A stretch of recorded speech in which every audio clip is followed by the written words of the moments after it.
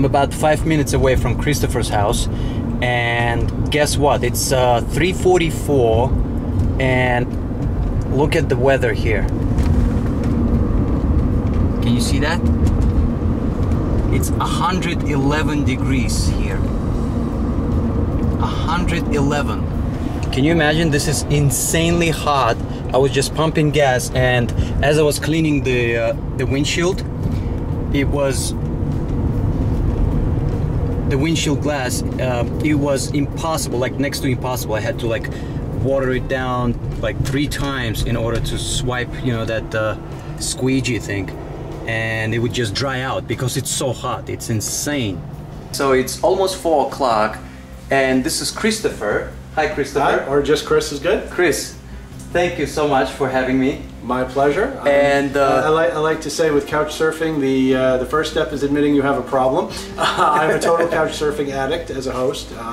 You are number 32, I think. Look at that. 32. We even have numbers. I'm keeping track, yeah. You see, like that movie, I am number 4, and I am actually, what is it, 8 times more than that. You know what I mean? Like 32. So, and also, Chris has... Co-host. Chris has a co-host by the name Diamond. Diamond, what kind of dog is this? Diamond is an American Staffordshire Terrier mix. Now, some people, depending on whom you ask, will say that Staffordshire Terrier and Pit Bull are the same thing. Okay. We don't like that because there's a lot of people that have misconceptions about Pit Bulls, but she's a mix anyway. I was an investment banker out in New York, and I got laid off as part of the financial collapse in 2008. And for a variety of reasons, I decided to come out here. At first, I thought I might be going out to Las Vegas because my parents live in Las Vegas. They retired out there about 10 years ago. And after a little bit of research, we decided maybe Phoenix would be the better way to go in terms of cost and so forth. So now I'm here. I'm a lawyer and a financial planner, and I'm just trying to build up a practice here. And you know, the rest is all right. Good luck. My question to you: what is Phoenix to you?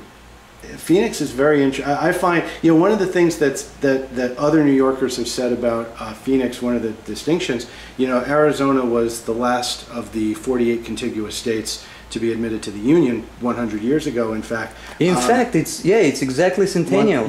This year. Same also for Glendale. I think the same for Phoenix. In terms 1912, of when they were, it was when they were incorporated. And one of the reasons it took so long was because nobody was here. It was very sparsely populated, very empty. They were very concerned back then about having critical mass for Arizona to be a state. But the point is, being such a young city, being such a young state, you don't have a very, you don't have that old money philanthropy. So that's one of the reasons you'll find that the culture here is a little, you know, for a city of this size, depending on what metric you use, 4th largest, 6th largest city in the world, there's actually, you know, it's kind of, you know, to a New Yorker, it's very culture deprived, and it's there's not a lot to do here. Really? I think so. And the heat doesn't help. People don't want to go out. 111 degrees. I was like looking at it. You know, it's unusual for this time of year. It's very unusual for this time of year. It should be lower. But yeah, during June and July, 115 is not really not unusual. Glendale has about 250,000 people. Oh, wow. Phoenix has about 1.1, 1.2 million, something like that. So yeah, it's a very big valley, very, very large, very in terms of the geography, in terms of square mileage. It's massive. This, I saw the streets. Area. Yeah. So I don't know, that's about. And people, much different from New Yorkers. Very friendly. Much friendlier than your midtown Manhattan hustle and bustle. They say hello to you, and it's like. Oh right, everyone's smiling. And, but a lot of people are coming here to retire. Florida's kind of built out. Yeah, that's true. So a lot of people are coming to Nevada, to Arizona. There was a housing bubble. Now there's lots of cheap housing, so it's bringing a lot of people to buy up all the cheap housing. That was part of the reason I came out here. Cool.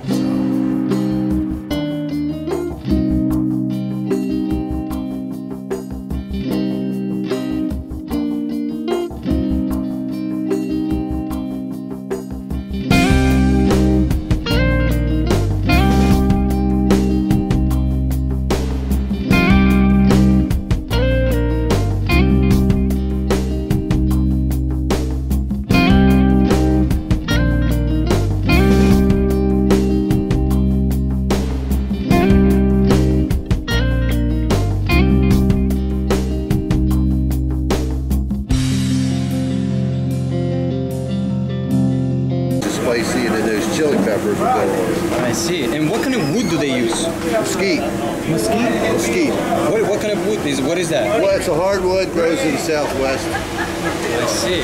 Got a really distinct aroma. How long has this place been around? This one? Yeah. Oh gosh, 40 years. 40 years.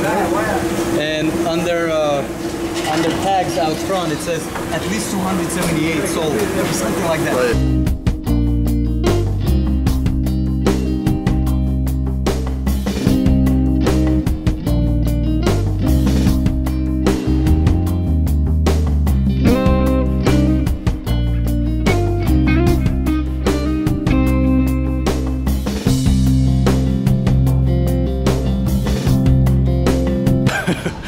I walked all the way where that tornado is, and I forgot my frame right in this college building.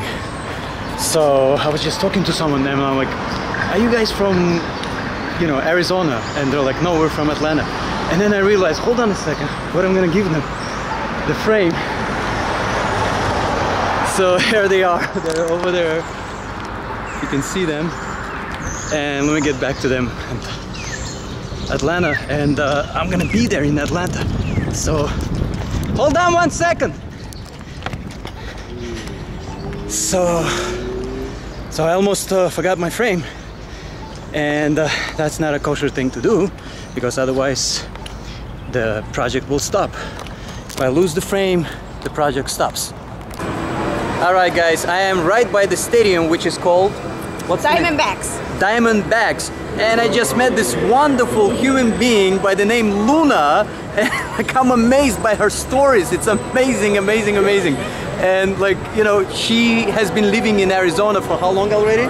34 years. 34 years and counting roses.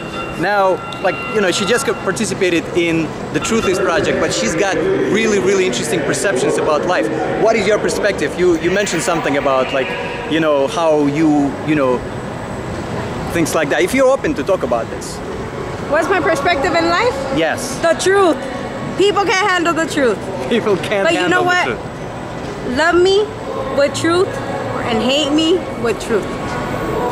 Okay. And like, what's your perspective on Arizona or living in Phoenix? Now that you've been here for some time. I want to move to New York City. Why? No, I've been here all my life and I'm ready to move on. Okay. And what can you tell about Phoenix? Well, it's multicultural. You got a little bit of everything. But mainly a lot of people are very standoffish. Here in Phoenix. What do you mean? Like they would... They're afraid of each other. You don't know who your next door neighbor is. But from now on, we gotta say hi to everybody. So that's like they're reserved a little bit, right? Is that Yes. the idea? What caused it? Like, what's up with that? What is the idea behind it? I think people are too stuck in their own world. Because when I say hi to someone, they look at me funny. Really? They're So we gotta like, be open-minded. Hey, what are you saying hi to me for? There's What is gotta be it? a reason. No, Like, you know. You know what though? But if we could share the happiness, let's share it together. Yeah, yeah. You know what I mean? Yeah. Because meeting you Yeah. made me happy. And Thank people like and, you. And I feel happy too. And when you first saw me walking around with the frame over my shoulder, you said you were in trouble? What's happening? Why did you say that? No, I said you look like trouble. You look like... But you know what? We both look like trouble. Yeah. So let's say cheese to the camera. Cheerios. Did you know that in the state of Arizona, if you deny someone drinking water, you can go to jail? There's a law. Can you imagine? You can like go to jail if you deny drinking water to someone, even if it's like you walk into the like expensive bar and you ask them and they deny it. But in any case, so imagine this. I was just filming these two guys. They're like parking attendants at a hotel, vesting, I believe, or so. And they participated in the project, and they gave me the free bottle of water. How about that? So I love this country. Free country. You get things for free. All right, it is Thursday, August 30th, and I'm just about to be leaving for Santa Fe, which is about 8.5 hours of driving, which is something that I didn't expect. I thought it was closer than that. What happened in Phoenix? So Phoenix, I was staying for 2 days with Christopher, and very nice guy. He's got this, what's it called? He calls it a guide, a house guide for couch surfers. So he printed out this page that tells you what to do, what not to do, you know, the Wi-Fi code, you know, to make sure to clean the bathroom and everything, you know, take out the trash once you're done and everything.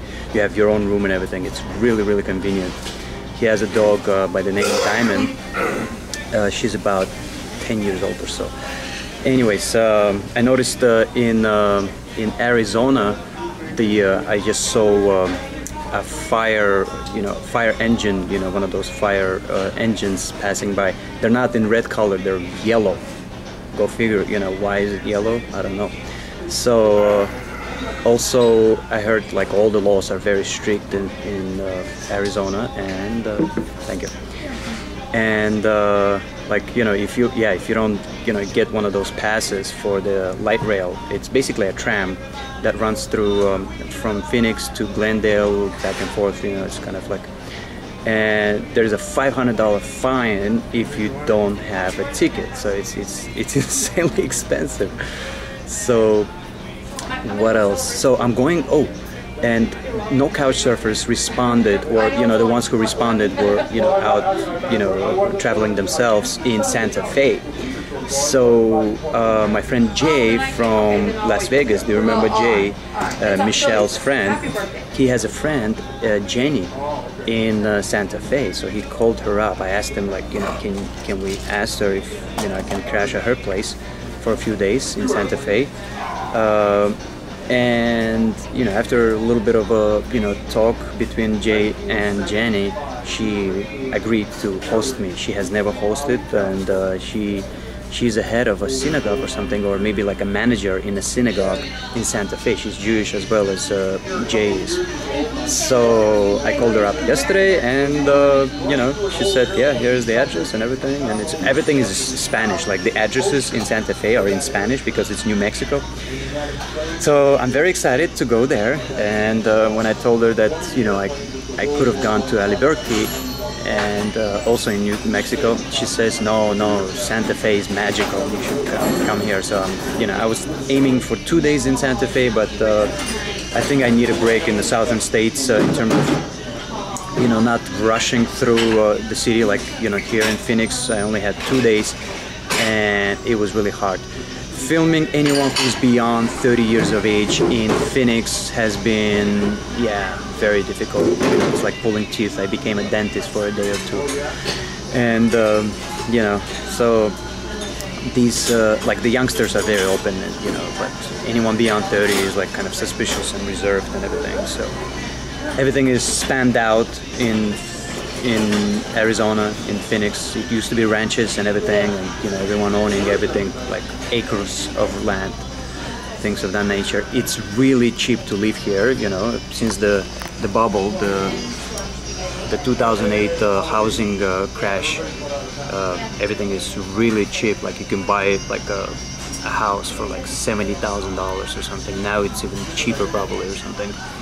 And yeah, that's what I experienced in Arizona. I was staying in Glendale with Chris, but it's about 20 minutes, 25 minutes or so away from the center, the downtown of Phoenix.